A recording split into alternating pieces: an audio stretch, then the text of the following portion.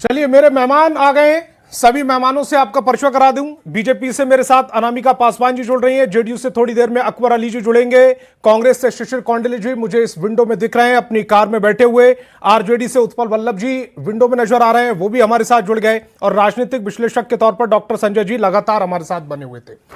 सबसे पहले शिशिर कौंडिल्य जी, ये जो महिला आरक्षण को लेकर बिल था, 31वां संविधान संशोधन बिल, बधाई हो आपको, गिर गया। और बेसिकली देखिए, ये जो बधाई आप दे रहे हैं, ये कहने की बात है। ये बड़ा अच्छा तंज आपने किया है, क्या ना? नहीं, कि ये महिला आरक्षण आपके विपक्ष की मंशा थी। आप अपनी मंशा में कामयाब हुए, मैंने बधाई दे दी आपको। नहीं, बेसिकली क्या है ना कि 2023 में भी महिला आरक्षण बिल जो है वो सरकार लाई थी ना, कांग्रेस ने विरोध किया था क्या? ये तो समझने की बात है। हमारे नेता राहुल गांधी जी का जो भाषण है संसद में, उसको देख लिया जाए। तो तब विरोध नहीं किया, तो अब विरोध क्यों कर रहे हैं? नहीं, ये महिला आरक्षण बिल है ही नहीं। क्या है ये? ये दरअसल भारत के स्ट्रक्चर पे हमला है, और वो भारतीय जनता पार्टी के द्वारा। भारतीय जनता पार्टी इस देश को उत्तर और दक्षिण में बांटना चाहती है, और जिस प्रकार से भारतीय जनता पार्टी का कृत्य है, ये बहुत सस्पिशियस, मैं पहले से भी कहता रहा हूं। तो इस हिसाब से, और जिस हिसाब से भारतीय जनता पार्टी ने नए डिलिमिटेशन को लेकर के प्लान किया, और एक देखिए क्या है ना कि महिला जो हमारे देश की है ना, आधी आबादी है, और वो बड़ी संजीदा है। लेकिन महिलाओं को बेवकूफ बना करके और कोई नए तरीके से जो है वो काम करना चाहे, उसकी आड़ में तो कमोबेश जो है महिलाएं पहचान लेती और महिलाएं जवाब भी इस बिल से बखूबी देती। साउथ और नॉर्थ बट कैसे रहा था? हाँ, ये जो कैसे है वो दक्षिण का नुकसान हो रहा है? आप देखिए ना, डिलिमिटेशन का जो प्रावधान है, अभी संसद की सीटें 545 से बढ़ा करके और 800 समथिंग, 840 या समथिंग जो है वो 850 और 850 के आसपास, वो उसमें जो संख्या है, उस संख्या के मुताबिक आप देख लीजिए क्या स्थिति है उत्तर और दक्षिण में, पता चल जाएगा आपको। बेसिकली भारतीय जनता पार्टी तमाम चीजों को, पूरे देश को अपने कब्जे में रखना चाहती है, और इसके लिए एक साजिश जो है भारतीय जनता पार्टी रच रही थी, और उस साजिश में कामयाब होना चाह रही थी। किसके आड़े? महिला आरक्षण के आड़े। गृह मंत्री अमित शाह ने आज पूरी डिटेल में वो समझाया कि साउथ की किसी सीट का जो प्रतिनिधित्व है वो कम नहीं हो रहा है, और बल्कि पॉइंट में बढ़ ही रहा है मौजूदा स्थिति से। पूरी डिटेल समझाई थी। हालांकि मैं समझ गया मकसद कल से आज तक जो समझ में आया विपक्ष का, अनामिका जी, वो सिर्फ विरोध का मकसद था, वजह अलग अलग रही, विपक्ष कभी एकजुट हुआ ही नहीं। आरजेडी आरक्षण में ओबीसी आरक्षण की बात कर रही, सपा आरक्षण में मुस्लिम आरक्षण की बात कर रही है, जो संवैधानिक तौर पर जायज ही नहीं है, ठीक ही नहीं है, आधार ही नहीं है उसका। और अगर इसको विरोध की मानसिकता ना कहा जाए तो फिर क्या कहा जाए? अनामिका जी, देखिए, ये दुर्भाग्य है भारत का। भारत को हम माता कह के बुलाते हैं, और हम नारी शक्ति का वंदन करना चाहते हैं, और ये लोग नारी शक्ति का अपमान करने पे तुले हुए हैं। अगर कांग्रेस को इतनी ही चिंता है, इतनी ही चिंता थी पूर्व में, तो महिला आरक्षण बिल लागू क्यों नहीं हुआ? और आज अगर हमारे माननीय प्रधानमंत्री श्री नरेंद्र मोदी जी महिलाओं को राजनीतिक अधिकार देना चाहते हैं, तो उसमें भी ये समर्थन नहीं करेंगे। इसका मतलब साफ है कि इन्हें हर हाल में विरोध करना है। कभी संसद में बिल को फाड़ देना है, कभी कोटे में कोटा मांगना है, कभी परिसीमन के नाम पर विरोध करना है। उत्तर दक्षिण की बात ये करते हैं क्योंकि ये लोग दंगाई हैं, दंगा फैलाने वाले लोग हैं। ये आज महिला का सपोर्ट नहीं कर रहे हैं। आपके चैनल के माध्यम से मैं कहना चाहती हूं कि महिलाएं इतनी आक्रोशित होंगी कि इनकी जितनी सीटें हैं ना, कहीं ऐसा ना हो कि लोकसभा, आगामी लोकसभा जब आएंगी ना 2029 में, तो ये 4-5 की संख्या में रह जाए हर राज्यों में। जिस तरह के काम इन्होंने किए हैं, हमेशा ही कांग्रेस महिला विरोधी पक्ष में खड़ी रही है, हमेशा ही कांग्रेस दलित विरोधी पक्ष में खड़ी रही है। बाबा साहब भीमराव अंबेडकर जी जब हिंदू कोड बिल लाए थे, उस समय भी कांग्रेस ने विरोध किया था और उन्होंने इस्तीफा दिया था। आज हमारे माननीय प्रधानमंत्री जी उसी लाइन पर चलकर महिलाओं को अधिकार देना चाहते हैं, तो आज भी विपक्ष में खड़ी है ये लोग। अनामिका जी, आप तो पर भी आप आरोप समझ लग रहे हैं, सकते आप ना पर कि आरोप इनकी ये लग मंशा रहे क्या हैं कि है। आपको मालूम था ये बिल गिर जाएगा, आपके पास बहुमत नहीं है। उसके बाद सिर्फ प्रधानमंत्री और गृह मंत्री अमित शाह सिर्फ अपील करते रहे। एक बात और बताइए, इसमें जीत बीजेपी की देखी जा रही है। जितने भी जानकार कह रहे हैं कि ये बिल पास होता या फेल हुआ, दोनों में जीत बीजेपी की है। मैं आपसे ये पूछना चाहती हूँ, हाँ, देखिए मैं आप उनसे एक सवाल ले लीजिए कि अगर आप विरोध में थे तो 2023 में आपने समर्थन क्यों किया था, और जब 2023 में समर्थन कर दिया तो अब आप विरोध में क्यों जा रहे हैं? ये तो संवैधानिक प्रक्रिया है ना। जब आरक्षण नीति लागू होगी किसी के लिए भी, अगर शेड्यूल कास्ट का हुआ था उस समय बहुत पहले, तो आप सोच के देखिए कि जब तक परिसीमन नहीं होगा कैसे पता चलेगा कि कौन सी सीटें महिलाओं के लिए आरक्षित है, कौन सी सीटें शेड्यूल कास्ट के लिए आरक्षित है, कौन सी सीटें शेड्यूल ट्राइब के लिए आरक्षित है, और जनसंख्या के आधार पर ही आपको माफी के साथ रोकना चाहता हूं। कुछ तस्वीरें मेरे पास आ रही हैं संसद के बाहर की तस्वीरें, जरा एक बार बड़ी स्क्रीन पर दिखा दिया जाए। ये जो तस्वीरें नजर आ रही हैं,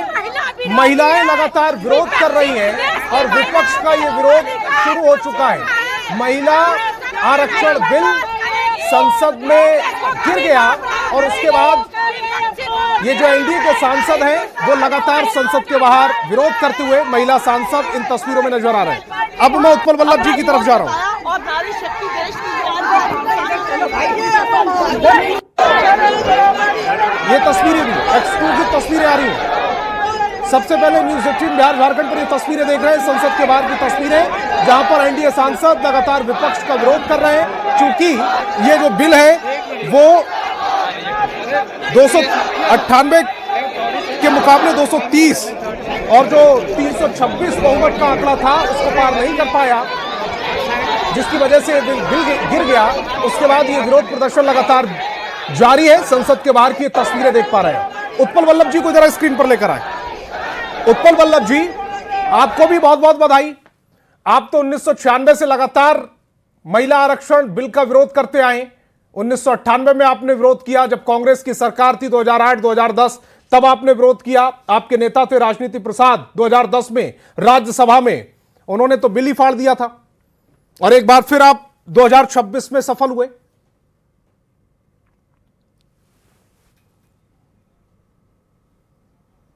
संतोष जी, बधाई। तो तीर निशान नारा पर मुहर लगाइए, साथ ही साथ उनको गलत नियम और कानून के तहत उनको उनकी विकास को अवरोध करने के लिए जो सरकार आतुर थी उसको रोकने के लिए विपक्ष जो सफलता पाई है, इसके लिए बधाई स्वीकार लेता हूं मैं आपको। अब मैं आप कुछ बात बता देना चाहता हूं। नारी शक्ति बंधन अधिनियम 2023 ऑलरेडी आपके पास करा चुके थे। आज जो बिल लाए थे ये दो महत्वपूर्ण विषय अलग अलग है, इसको घालमेल करके आप नारी को उलझाना चाहते हैं और विपक्ष को नारी विरोधी साबित करने के अलावे आपकी कोई मंशा नहीं थी। इसको मैं स्पष्ट कर देना चाहता हूं, थोड़ा समय दीजिए आप। जो नारी शक्ति बंधन अधिनियम जो आप लाए और आज जो डीलिमिटेशन के साथ में इसको जोड़ कर देख रहे हैं, तो डीलिमिटेशन जो है एक अलग विषय है और महिला बिल एक अलग विषय है। कैसे? महिला बिल पे राष्ट्रीय जनता दल का आरंभ से ही एक ठोस नीति के तहत रहा है।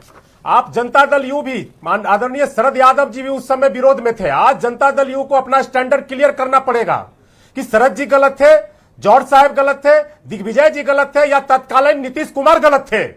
ये बात इनको अपनी बात कीजिए ना, उनके पास आ रहा हूं मैं। आप अपनी बात कीजिए। आप ये कह रहे हैं कि परिसीमन गलत है। इस समय जो वोटिंग होती है, इस समय जो सीटें तय है वो कब के परिसीमन के आधार पर है? आप सुन लीजिए ना। आप संतोष जी, मैंने पहले कहा था, पहले कहा कि बहुत महत्वपूर्ण चर्चा है, इसको सदन में भी गंभीरता से होनी चाहिए थी, और आज अगर टीवी पे भी बैठे हैं तो आप समय के साथ में चर्चा कीजिए। ये भाजपा आरक्षण की विरोधी आरंभ से रही है, चाहे वो समाजीय वर्ग के आधार पे हो या ये विषय पर बात कर रहे हैं आधार पे हो। आप देखेंगे मुझे कि जिस तरह से विषय पर रहने की कमंडल नसीहत दे रहे हैं आप विषय पर बात कर रहे सुन लीजिए ना, हैं, आप आरक्षण पर चले जा रहे हैं, आप उन पर चले जा रहे हैं। आप ये बताइए ना कि ये 1996 से 2026 तक आप लगातार विरोध करते आ रहे हैं। डिलिमिटेशन और महिला बिल दोनों दो चीज है। आप इस समय जो सीटें हैं संसद के अंदर, इस समय जो सीटें हैं संसद के अंदर, वो कब के परिसीमन के आधार पर है? कांग्रेस पार्टी और अपोजिशन महिला विरोधी है और ये बहुत बड़ा हादसा मतलब अपने लोकतंत्र को है। और महिलाओं के आरक्षण के बिल को पहले समर्थन दिया, लेकिन अभी मतलब यहाँ कोई राजनीति करके कांग्रेस पार्टी और अपोजिशन ने महिलाओं को देने वाले रिजर्वेशन का विरोध किया और ये बिल मतलब फेल करने का हम लोगों ने किया है। इसीलिए हम इनका धिक्कार करते हैं और महिलाओं के बाजू में नरेंद्र मोदी जी और हमारी एनडीए है, ऐसा मैं विश्वास व्यक्त करता हूं। और यही बिहार में रुक जाइए, इसी बिहार में जो नीतीश कुमार जी और जनता दल यू पीठ ठोकते हैं और अपने आप को ठपठपाते रहते हैं कि हमने अति पिछड़ा और महिलाओं को तो पंचायती राज व्यवस्था में जो आरक्षण दिया था, तो क्या पंचायती राज व्यवस्था में जो आरक्षण मिला है, जो आरक्षण का जो आधार है वो गलत है क्या बिहार में जो दिया गया है? अगर उसी जिस तरह से पंचायती राज व्यवस्था में कोटा विद इन कोटा महिलाओं को दे करके आप महिलाओं को सशक्त करने का आधार बना रहे हैं, तो क्या विधानसभा और लोकसभा में यह गलत हो जाएगा? क्या बड़े पैमाने पर महिलाओं को आरजेडी महिला आरक्षण बिल का समर्थन नहीं कर रही, लेकिन महिला आरक्षण बिल में नहीं कर पाइएगा। महिला आरक्षण बिल में एक और आरक्षण की मांग कर रही है। डबल स्टैंडर्ड नहीं चलेगा। ये कैसी बात चल रही है? ये कैसे होगा? आपका पहले महिला आरक्षण का तो समर्थन कर लीजिए, एक और आरक्षण की मांग कर रहे हैं। पहले महिला आरक्षण मिला नहीं, साबित करने के लिए बैठे अकबर अली जी को जरा स्क्रीन पर लेकर आए। करके भी इस साजिश को नहीं कर सकते हैं। सर, आप 1996 से 2026 तक जो करते आ रहे हैं उसे मुझे साबित करने की जरूरत नहीं है। उत्पल जी, 1996 से 2026 तक जो आप करते आ रहे हैं उसे मैं क्या सिद्ध करूंगा या साबित करूंगा? अकबर जी को जरा स्क्रीन पर लेकर आए। अकबर जी, ये जो आज हुआ, इनसे पूछ लीजिए ना। अनामिका जी आ रहा हूं, बाकी भी मेहमान है मेरे पास। अनामिका जी, बाकी भी मेहमान है मेरे पास। महिला के हित में बात हो रहा हो तो थोड़ा चुप। आप महिला के हित में बात कर रहे हैं, मजाक बना रहे हैं महिलाओं का। पूरा भारत की महिलाओं का विरोध सहना पड़ेगा आपको। पूरे भारत की महिलाएं आपका विरोध। बाकी सभी की आवाज डाउन। अकबर अली जी को जरा स्क्रीन पर रखिएगा। अब पूछ लीजिए, साफ हो जाएगा मामला। अकबर अली जी, महिला आरक्षण का विरोध करना है, लेकिन महिला आरक्षण विरोधी नहीं कहलाना। एक रिएक्शन आ रहा है, उसके बाद बताओ। सदन की तरफ उम्मीद से देख रही थी, उन सबका सपना टूट गया है। इनफैक्ट मेरे को खुद एक इमोशनल डिस्करेजमेंट फील हो रहा है कि किस तरीके से नीच और तुष्टीकरण की राजनीति के लिए कांग्रेस पार्टी ने इस बिल को नहीं पास होने दिया। सभी महिलाओं, सारी महिलाएं जो है वो कहीं ना कहीं आज दुखी है, क्योंकि हम लोग सब बहुत आशा और उम्मीद के साथ विपक्ष की तरफ देख रहे थे। शांभवी चौधरी का रिएक्शन सुना आपने? महिलाओं को आरक्षण पंचायती राज में व्यवस्था किया देने का 50% आरक्षण दिया गया और आज नौकरियों में 35% आरक्षण है। लेकिन देखिए, आज जो महिला आरक्षण का कोटा है कि नहीं? आज महिला कोटा भी नहीं है, कोटा है कि नहीं? अकबर जी ये भी स्पष्ट कर दीजिए। अगर वहाँ सही है तो यहाँ गलत नहीं है। नहीं बोलिए। महिलाओं के आरक्षण का बिल, डबल स्टैंडर्ड मत रखिए। महिलाओं के आरक्षण का बिल आज अगर पार्लियामेंट में पेश हुआ है तो इसलिए समर्थन किया जा रहा है। देखिए, लोकसभा या विधानसभा चुनाव में जो आरक्षण है वो आरक्षण जो है अनुसूचित जाति, अनुसूचित जनजाति का आरक्षण है, तो उस आरक्षण में जो महिलाएं आएंगी उनको उसका लाभ मिलेगा। उसके अलावा और कोई आरक्षण विधानसभा और लोकसभाओं में नहीं है पिछड़ों अति पिछड़ों के लिए।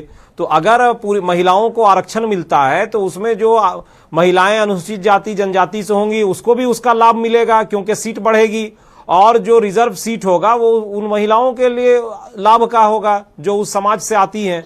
तो आखिर फिर महिला बिल के खिलाफ जाने की आवश्यकता तो है नहीं। और जनता दल यू शुरू से महिलाओं के आरक्षण पे बात करती रही है, चाहे बिहार में सरकार बनने के बाद तुरंत जो है महिलाओं को यहाँ आरक्षण दिया गया 50% पंचायत में, इसलिए महिला सशक्तिकरण का काम बिहार में नीतीश कुमार जी ने किया, नौकरियों में आरक्षण दिया।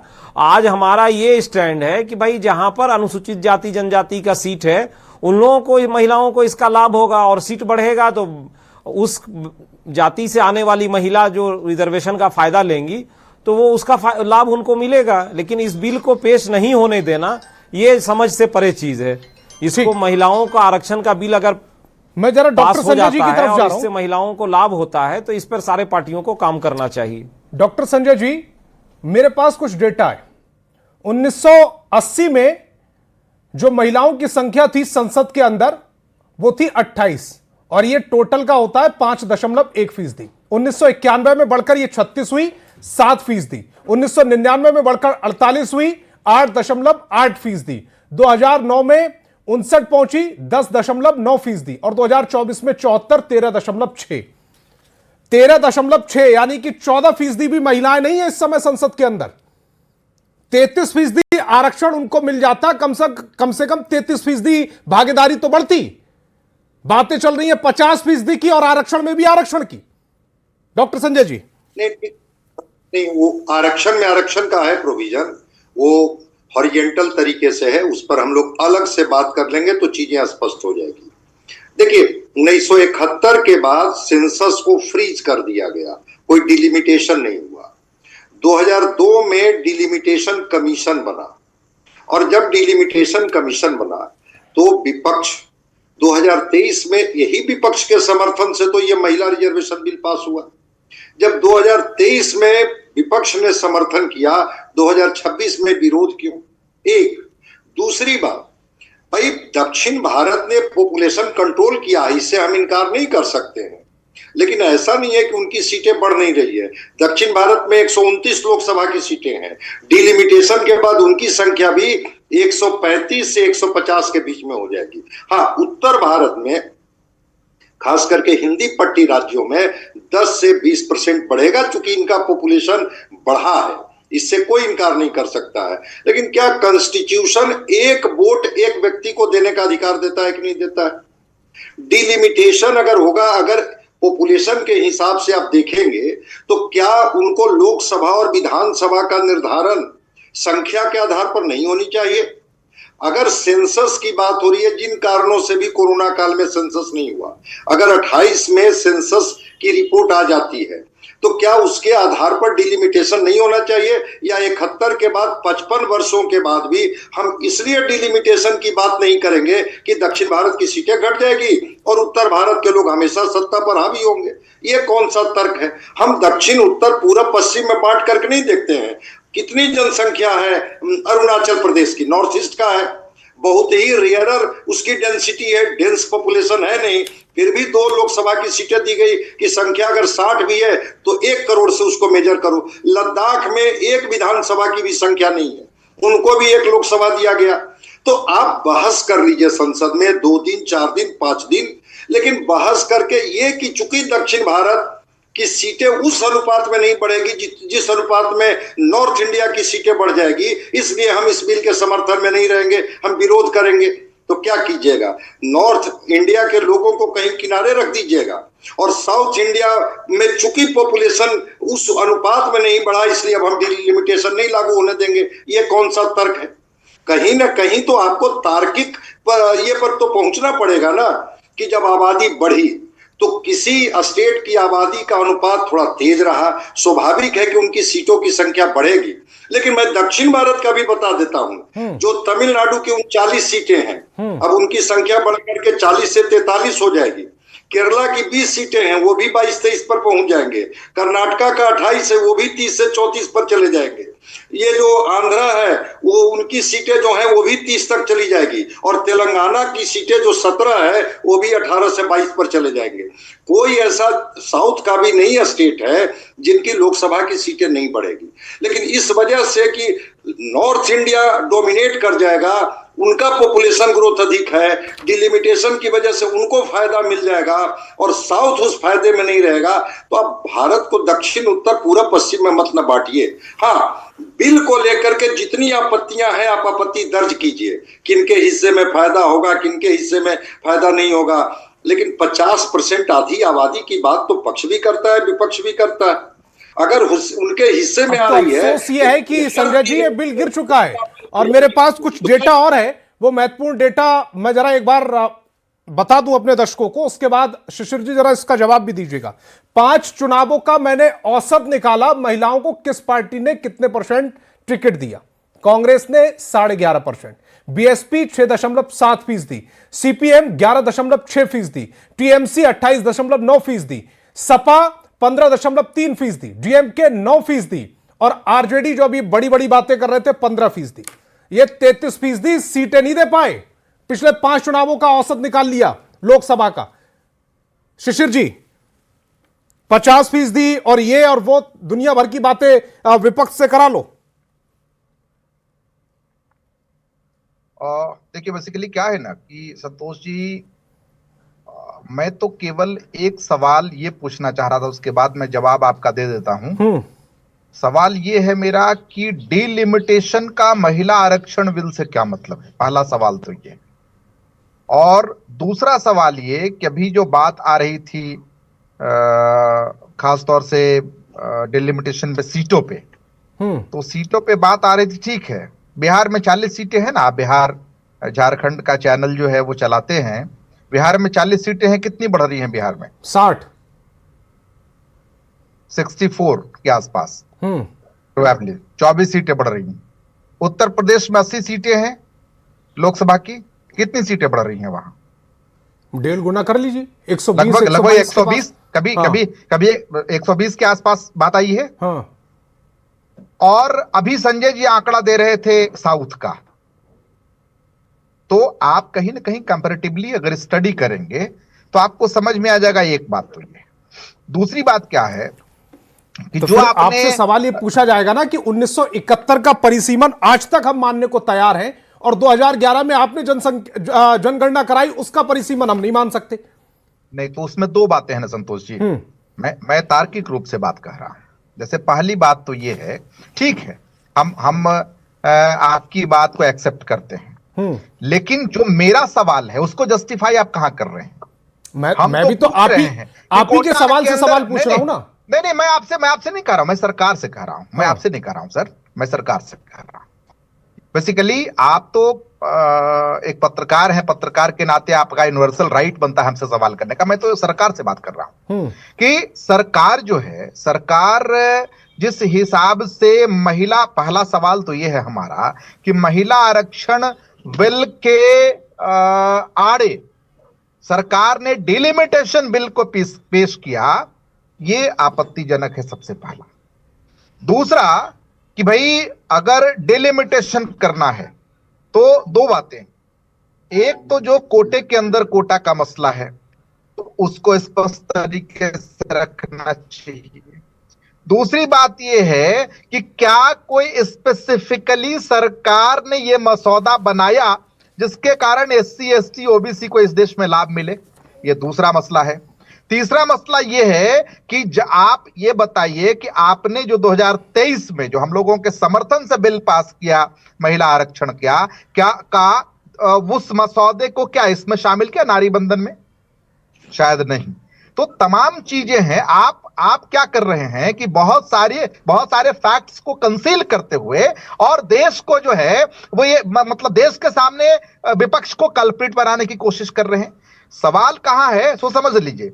सवाल क्या है, नारी बंधन अधिनियम आपने लाया, हम स्वागत करते हैं, लेकिन आप नारी बंधन अधिनियम के आड़ में जिस प्रकार से देश को धोखा दे रहे हैं, डिलिमिटेशन, भाई आप सीधा सीधा डिलिमिटेशन की बात कीजिए ना, कौन रोका है आपको? उस पर डिस्कशन होगा। अनामिका जी, डिस्कशन विपक्ष को कल्पित बनाने की कोशिश की जा रही है और महिलाओं को धोखा देने की कोशिश थी।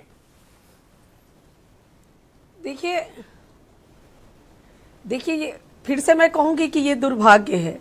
ये लोग बार बार परिसीमन बोल रहे हैं, कोटा में कोटा बोल रहे हैं। अरे भाई आप पहले संवैधानिक अपनी स्थिति को देखिए।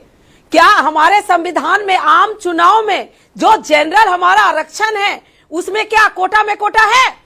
पूरे देश की बात कर रही हूँ मैं, लोकसभा और विधानसभा की बात कर रही हूँ मैं। वो ये कह रहे हैं 543 जो सीटें हैं इस पर 33% आरक्षण दे देते हैं। नहीं, आपको नहीं मालूम है, नहीं है लोकसभा में। नो, आप गलत बोल रहे हैं विप्लव जी, आपको जानकारी नहीं है, आपको जानकारी नहीं है। हमारे संविधान के अनुसार आम चुनाव में जो अभी तक की नियमावली है उसमें सिर्फ SC और ST को आरक्षण है। अनामिका जी एक मिनट, शिशिर कौंडिल जी का बीच में नहीं, उत्पल जी, शिशिर कौंडिल जी का सवाल यह था कि परिसीमन कराने की जरूरत क्या थी अगर आपको 33% आरक्षण देने की मंशा थी? 543 सीटों पर 33% आरक्षण दे दो।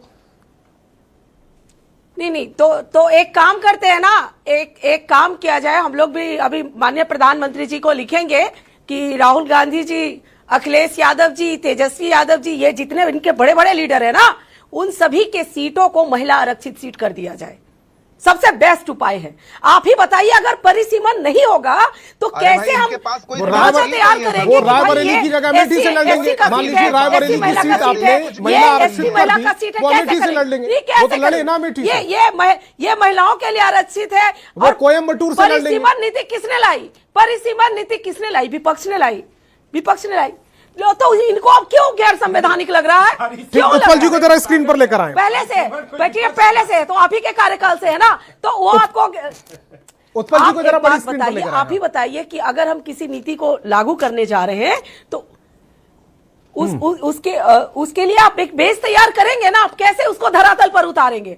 लेकिन इन्हें तो बस विरोध करना है, महिला कानून विरोध में खड़े रहना है, महिलाओं का अपमान करना है, नारी शक्ति को आगे बढ़ने नहीं देना है, भारत को विकसित भारत बनने नहीं देना है। ठीक, उत्पल जी को जरा स्क्रीन पर रखिएगा। उत्पल जी, पिछले 5 सालों का, पिछले 5 चुनावों का, लोकसभा के 5 चुनावों का औसत डेटा मैंने निकाला कि आपने कितनी फीसदी महिलाओं को वोट दिया है। 15%। और आप 33% आरक्षण में भी ओबीसी आरक्षण की मांग कर रहे हैं। संतोष जी, मैं जवाब दे रहा हूँ आपका सवाल, मैं समझ गया।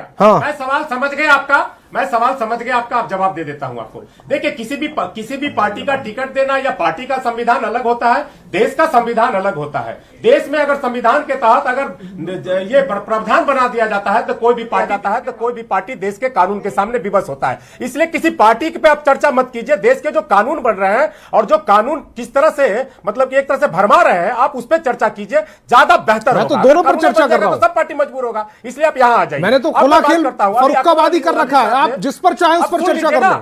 अभी अकबर अली साहब से मैं कुछ चंद 2 सवाल, देखिए सारे स्पष्ट हो जाएंगे सब कुछ। अगर देश में कानून बन जाएगा तो सब बात होगा। एक जवाब इसका है कि अगर देश में ही कानून बन जाएगा तो सब बात होगा, कोई भी पार्टी देश के संविधान और कानून से बाहर नहीं जाएगा। इसका एक जवाब है। अब आगे सुनिए। अभी अकबर अली साहब से हमने कुछ चंद सवाल पूछा था कि डबल स्टैंडर्ड क्यों, शरद जी भी उस समय मांग किए थे और आज भी जब पंचायती राज में ये व्यवस्था दिए हुए हैं तो भाई लोकसभा विधानसभा में क्यों नहीं, इसका जवाब उन्होंने नहीं दिया। एक चीज और उन्होंने कहा कि एसटी एससी के महिलाओं के सीट में है, लेकिन एक बात उसमें स्पष्ट कर देता हूं, एसटी एससी महिलाओं की जो रिजर्वेशन है वो एसटी एससी कोटे से ही है, समान महिला वैसे नहीं जाएगा, यह भी स्पष्ट कर देना चाहिए।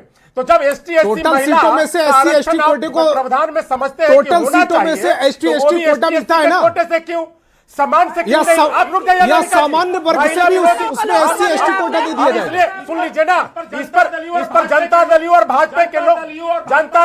भाजपा के लोग नारी विरोधी नहीं जवाब देंगे। इस पर मैं समझता हूं कि विशेषज्ञ महोदय से आप विचार कर लीजिए। मेरे पास थोड़ा सा समय कम है, मैं उन्हीं के पास जा रहा हूं। अकबर जी 30 सेकंड में इनका जवाब दीजिएगा, उसके बाद डॉक्टर संजय जी के पास आ रहा हूं।